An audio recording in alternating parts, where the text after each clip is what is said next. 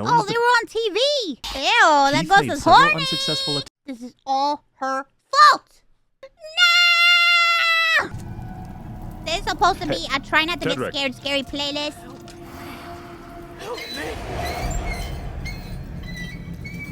Tedrick!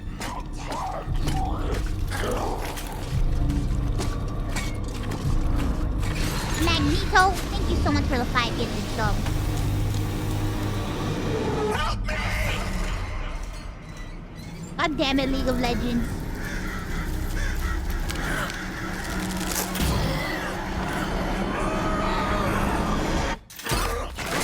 Ah! League of Legends! Ah!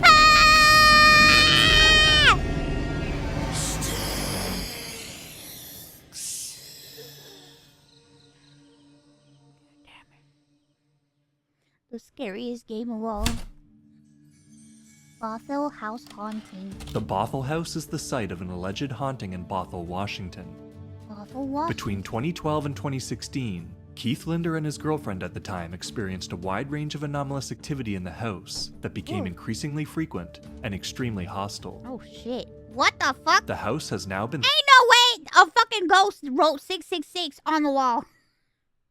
Ain't no fucking way. Ain't no fucking way. I don't want to hear that shit. Ain't no fucking way no ghost is like, I fucking hate Cloud from Final Fantasy. I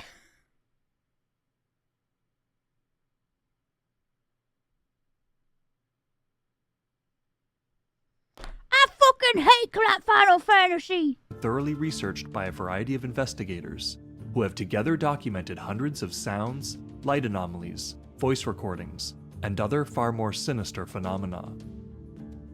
The case stands out for the sheer quantity of occurrences, and for the lines it blurs between different types of hauntings, poltergeists, and even apparitions. Was that an apparition? Hello? Hello? And even apparitions. After obtaining a management position at a healthcare technology company, Keith Linder asked his then-girlfriend of 2 years, Tina Davis, to move in with him on May 1st, 2012. The couple had found a rental house on Craigslist in the suburbs of Seattle, a relatively new home constructed in 2005. Keith and Tina claim that the anomalous activity began the day they signed the leasing papers. They were sitting on the living room floor talking when suddenly they heard what sounded like a child's cough. 2 weeks after moving in, Keith noticed that his extra car keys were missing, and cups, cutlery, and jewelry started to notice. That's somebody coughing. 2 weeks after moving in, Keith noticed that his extra car keys were missing, and cups, cutlery, and jewelry started going missing shortly after. Around the same time, foreign items They probably have a squatter. began to appear around the house, such as other people's mail and children's toys. They also heard thumps and tapping sounds from behind the walls of the house, and had some lights flicker. Neither of them considered that the house was haunted, until one night when they were watching a film.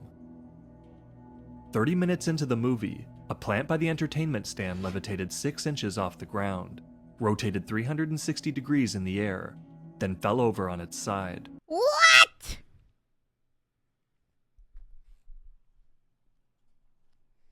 No, it fucking did not. No, it did not. No, it did not, bro. No, it didn't. No, it didn't. How about no, it fucking didn't? In the next few weeks, Keith How and about no, Tina it both fucking heard didn't? footsteps coming from areas of the house that they weren't occupying, and often heard someone running away upstairs as they came in through the front door. The bangs behind the walls got They much said louder, it's true. and Keith It's observed that they not often real. preceded things being thrown around the house, usually potted plants. The ceiling fan in their bedroom would also start to squeak before something occurred. Doors slammed, objects flew across the room, or the television changed channels, or powered on or off. The activity continued even after Keith had a security system installed. In the summer of 2012, Keith was sitting in his upstairs office when the light was switched off in the room, so he rolled his chair back to look out in the hallway. In the doorway was a completely gray lady in a dress or robe with shoulder-length hair. She was small in stature, petite and frail. Keith saw the woman turn sideways as he looked at her. Then she appeared to try to pass through the laundry room door, but couldn't. She then darted off down the hallway. Keith chased her down the hall, but didn't find anyone there. In the early summer 2012, the bedroom door slammed when Keith and Tina were in the room, and the next morning, they found all of their kitchen cupboards and closet doors open. Around this time, Keith began setting up audio and visual recording equipment and filmed some lighting anomalies. He uploaded these videos to a new YouTube channel where he soon shared hundreds more. This is not real. This is not real, bro. One night, It's not Keith fucking smudged real. the house. While smudging the upstairs hallway, Why won't you show me the footage? Show me the footage. Show me he the witnessed the front footage. door of the house open and slam shut on its own. Show it to me. Later that same night, Keith laid out a Bible on the lampstand in the living room, with the pages open to Psalms 91. When he woke up the next day, the Bible was gone. The activity tapered off in the fall of 2012, and nearly stopped altogether by January 2013. The Bible was Although gone. Keith maintained that the feeling of being watched So what? So what? So what? The ghost wanted to read the Bible? Huh? Where are we going? Far away. Wah, wah, wah, wah, wah, wah, wah, wah. never subsided. It's such bullshit. One notable exception was when Keith saw the shadow of a woman in profile walk across the living room wall What and the behind the entertainment stand. Also, in the summer of 2013, Keith was selected by Whoa, Microsoft to be a guys. beta tester for the Xbox 360 game console's Kinect system Oh prototype. shit! Not.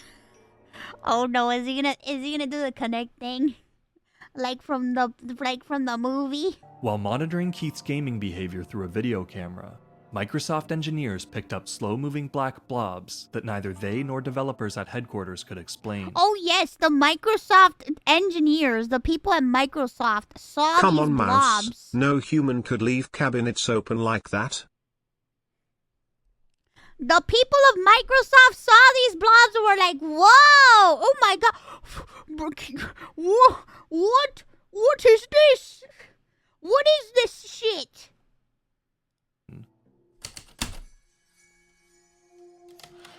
On January 2nd, 2014, Keith fell down the stairs, resulting in a torn patellar tendon in his leg.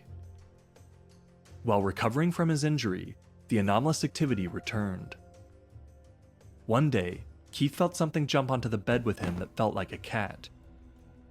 As the indentations in the mattress moved towards him, he rolled over to look at what it was, but there was nothing there. Keith then began hearing more rhythmic tapping sounds, bangs, and footsteps around the house, and noticed that there seemed to be a heightened energy before an incident that made the walls snap and pop, Oh, as not if they were being snapping and microwaved, popping. as Keith put it. He set up more video equipment after this, and soon noticed that phenomena that occurred quite regularly would not occur when being filmed, although he captured many noises. What is this camera software? Light cam.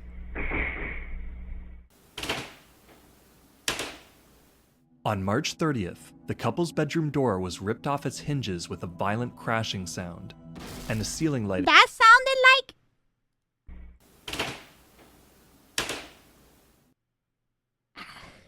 On March 30th, the couple's bedroom door was ripped off its hinges with a violent crashing sound, and a ceiling light exploded in the hallway. Keith immediately contacted dozens of paranormal investigation teams. How come there's no but video no evidence Bull of any of this Paranormal shit? was the only No one to Bull respond Paranormal. that day.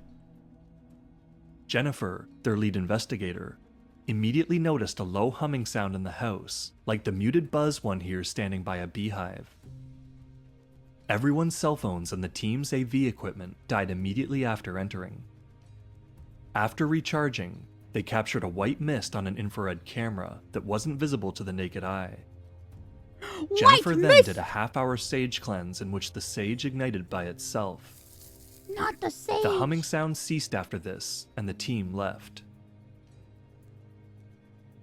That night, Keith and Tina woke to the fire alarm going off and saw a glow coming from under the remounted bedroom door. The ghost lit the house on fire! Sitting on the other side of the door was the open Bible that had gone missing nearly 2 years prior, with its pages on fire, and a small wooden cross inside that he'd recently acquired. This was the first of 3 Bibles to self-immolate. It doesn't like the Bible. The On ghost April didn't 4th, like it. just before the most active phase in the haunting, Keith and Tina had their bedroom TV turn on to a music channel blasting Dark Horse by Katy Perry.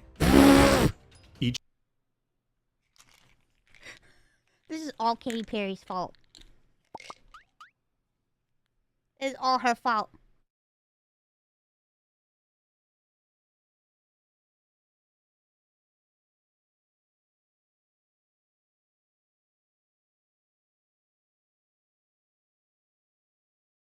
This is all her fault! Each time that the TV came on, the song was in the second half of the chorus, where Perry sings, "Are you ready for a perfect storm? 'Cause once you're mine, there's no going back." The last time the TV did this, it was completely unplugged from the wall. What? And it was long after that song would have ended if it were really being broadcast. Bro, this is such bullshit. The activity escalated in the spring, bro. straining Keith and Tina's relationship. Pottery and furniture were thrown, doors were slammed, and more light fixtures exploded. Several times the couple came home to rooms that looked like they'd been ransacked. Foreign items began appearing around the house again, including a lot of female jewelry, leading Tina to accuse Keith of infidelity. Uh-oh. The ghost was in At love! the end of May, Keith was in the home alone drying off after a shower when the smoke alarm sounded. He bolted out to the hallway landing where he sensed an invisible I had to take medicine. I'm taking my medicine.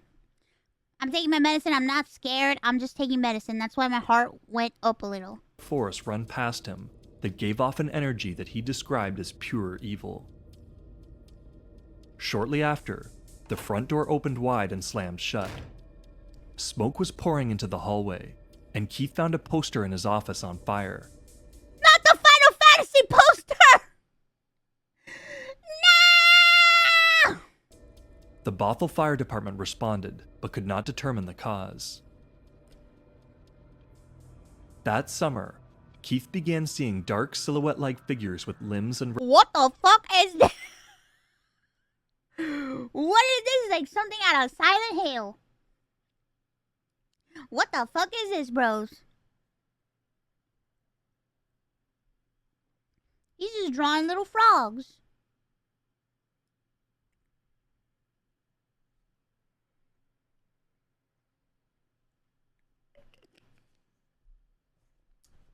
That's a frog. red eyes. One night in his office, he noticed movement in the corner of his eye, and heard what sounded like a pencil being snapped in half. As soon as he turned to look, he saw a small shadow figure walk from the left side of his doorway to the right, Help! disappearing as soon as it reached the threshold of the guest bathroom. Soon after, he began seeing these figures 3 at a time, typically in his peripheral vision. Beginning on July 1st, writing began to appear on the walls of the office, first in sage ash, then in a thick black substance. The first time this latter substance appeared was on Halloween night. Keith found the room in disarray, and the numbers 666 were written on the wall. Later, Keith found upside-down crosses, Native American symbols of a dead man, and the words Die KL. Once, the couple even found 3-legged paw prints on the office ceiling that seemed to taper off prints towards the window. Keith brought in a sample of the writing Bro, I'm sorry. What? from the Halloween attack to a materials analysis lab at his work, and a coworker used an XRF analyzer gun on it. They found that it was 84 to 94% tricalcium phosphate, with phosphorus, calcium carbonate, one of the main products of bone combustion, and other carbon material. What are they trying to say? Keith photographed the writing at 1,000 times magnification and determined that there was also some yellow oil and a blue substance splattered around the black char. What?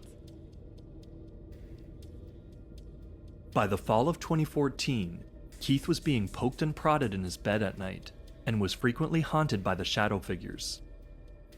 In October, 3 candles were thrown at a bookshelf in his office. Minutes later, he started hearing a sound like someone rustling dead leaves. The sound grew closer until a lady emerged from the left side of the doorway that was entirely white in color, just as the earlier woman What was was she all doing? gray. The lady was carrying something in her hands that looked to be a laundry basket, and she walked past the open door and seemed to continue into the guest bedroom to the right. Oh, she's not But hurting when nobody. Keith Leave jumped her up to alone. follow her in, he found no one inside. Also that fall, Keith accidentally dropped his piggy bank while trying to put more dimes inside, sending coins scattered Not the everywhere. piggy bank. A few days later, he began finding single dimes around the house, seemingly placed where he would find them. One day, he decided to read the date on one of the dimes he found, and realized that it was minted on the year of his birth, 1969. A few minutes later, he found another dime in the same place, also dated 1969. Oh, When he no. dared the force behind the dimes to make one appear right now, about 30 dimes dropped from above his head, all at the same time. What? In November 2014, Keith was gifted a prayer card and an indigenous protection necklace. Bro, he could have been like, you know what? Fuck it. Give me $100 bill. On Christmas Day, both items reappeared nailed to a doorframe with the words Die KL written in black bone char on the card. That's acrylic paint. The same phrase appeared in his car as well. 2 computer monitors caught fire, and smoldering burn marks began appearing on Keith's clothing while he was wearing That's them. not bone char. That's acrylic paint, bro. In January 2015, Keith saw the Grey Lady for a second time. He was sitting with his back to the sliding door in the kitchen when he saw a face and hands poke out from behind the wall by the stairway. The woman looked disheveled, and her eyes were bulging out of her head. She pulled back behind the wall, Bro, if I was and high as Keith fuck, heard I'd see that footsteps lady run up the too. stairs, down the hall, and into the guest bathroom over top of him. He later determined that in order for the Grey Lady to have appeared where she did on the stairs, her head would have had to have been 12 feet off the step below her. Maybe she had a long neck. After a friend contacted the Seattle Catholic Church in April 2014, Keith and Tina made repeated calls for a priest, only to be directed back and forth between the Bothell and Seattle Church.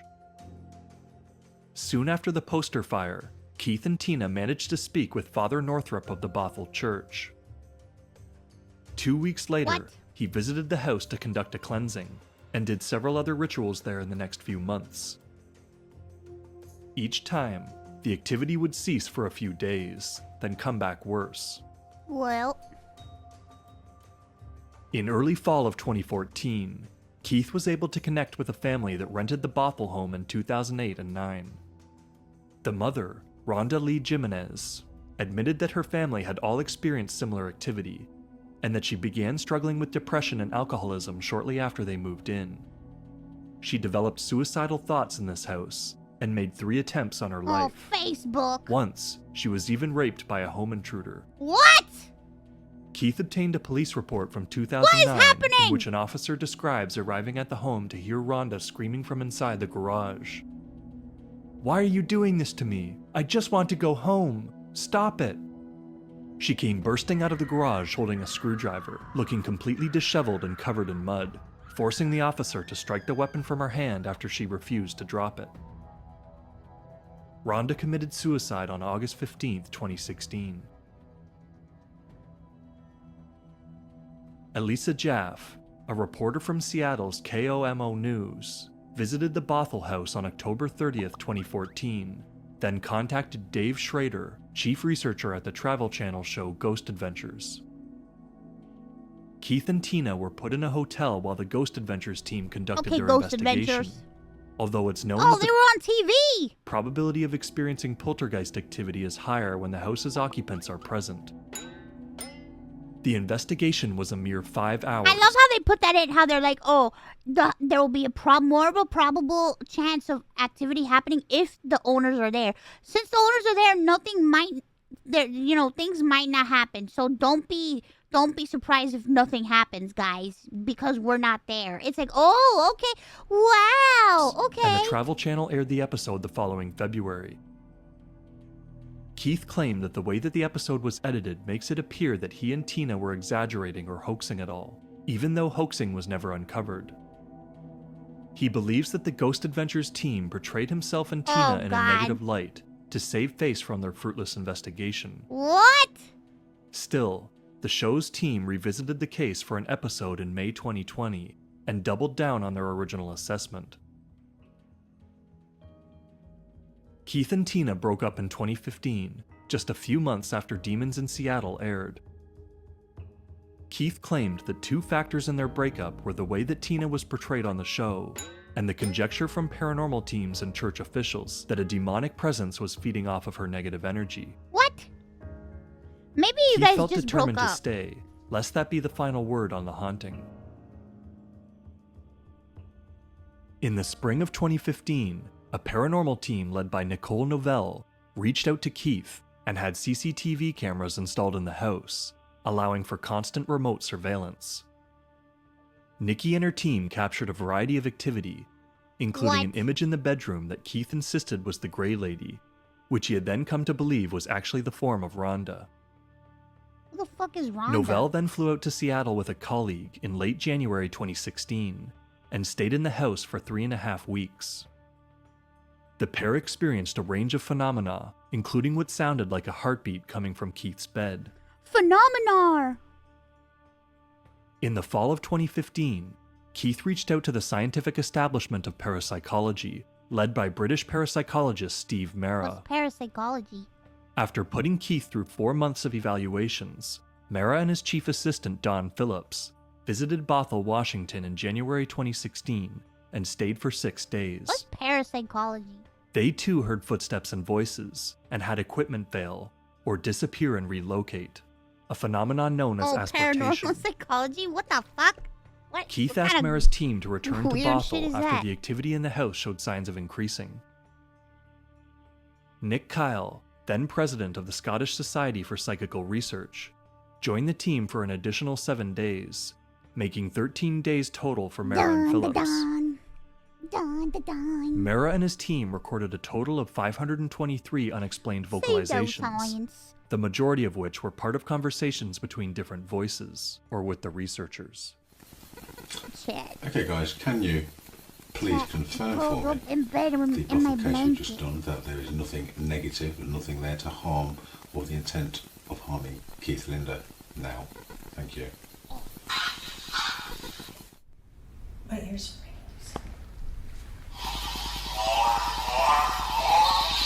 Ew, that Keith ghost made is several horny! unsuccessful attempts at exorcising the house along the way, then moved out entirely on May 8th, 2016. Horny ghost. Before leaving, he self-published The Bothell Hell House, which documents all the occurrences up to that point. He republished the same book with added evidence in 2018, The Bothell House 2.0. Mara published his own book on the Seattle Demon with author Jenny Ashford in 2016. House of Fire and Whispers. The Bothell House was sold within 3 months of Keith moving out, and there have been no reports of new activity. Wow, really? However, What a surprise. Keith is occasionally haunted in his current home, also in Seattle, and the 2 other homes he's had since 2016. I think... Keith, I hope However, you're alright. since then, he's also had night terrors and succubus visits. He's Succubus? been poked and prodded in his bed, and felt pulsations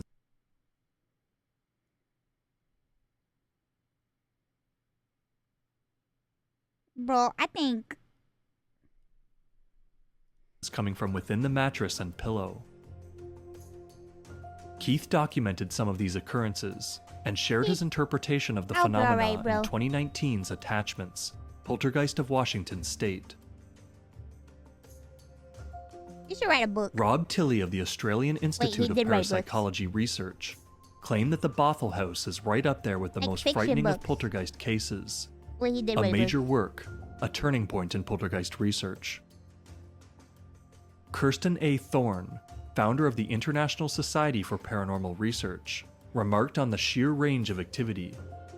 If ever there was a potpourri of paranormal phenomena, this is it. And that is the hallmark of the demonic. The deliberate creation of confusion, the delight in creating chaos, the impossibility of stitching together a story that explains why all this is happening. The case involved elements of poltergeist activity, intelligent hauntings, residual hauntings, crisis apparitions, and how living you spell apparitions, potpourri? for example. The convergence of these phenomena in the same Do house you really in want to know how to spell Bothell suggests that potpourri? at some level, they may all be Yes, related. it's potpourri. As Mara explained, most poltergeist cases involve children or adolescents in the home, usually female, as well as family Potpourri? trauma or extremely stressful circumstances. None of that was present in Keith's case. Also of interest is the age of the home. As Keith discovered, it is something of a dogma amongst paranormal investigators that only old houses can be haunted. Keith said that see. most of the teams that he called brushed him off when he mentioned the recent build. As in many cases of hauntings and poltergeists, the activity did not seem to be exclusively attached either to the location or to the people in it. While both Keith and the previous tenant experienced many of the same phenomena, Linder also experienced some of the same activity in 3 different houses since, and friends of his that engaged with the phenomenon have experienced activity elsewhere. Yeah, phenomenon.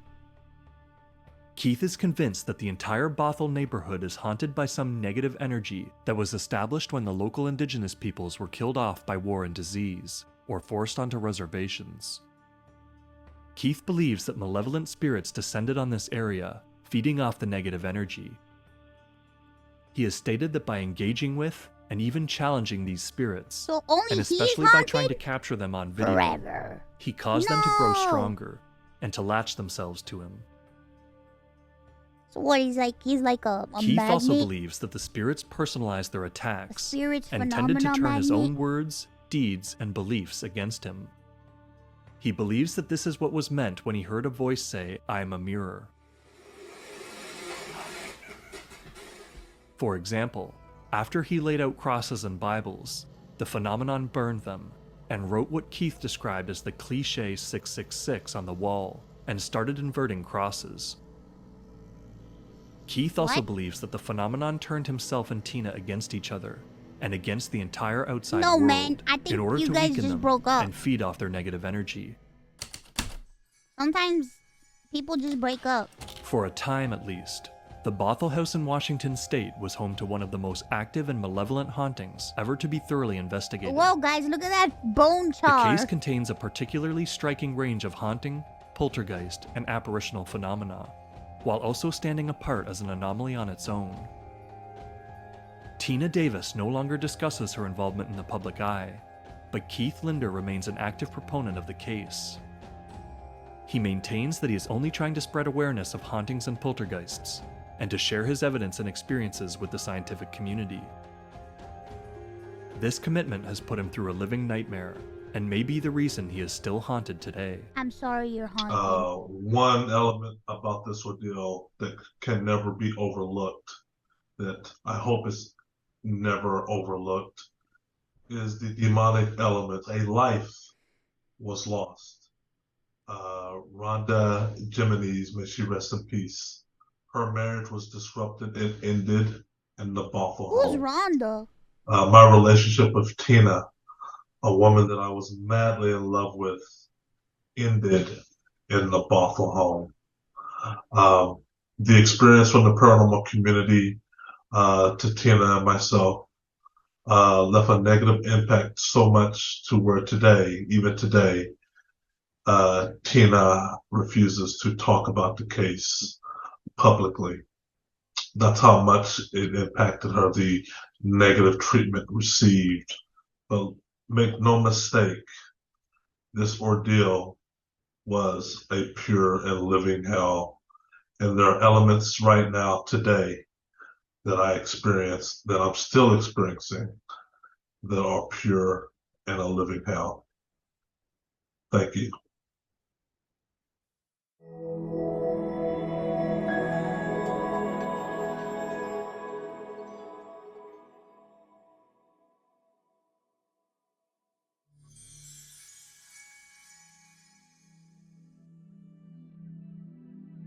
If you like the music in this video, you can hear it and much more from our composer, Josh Chamberlain, on his SoundCloud page.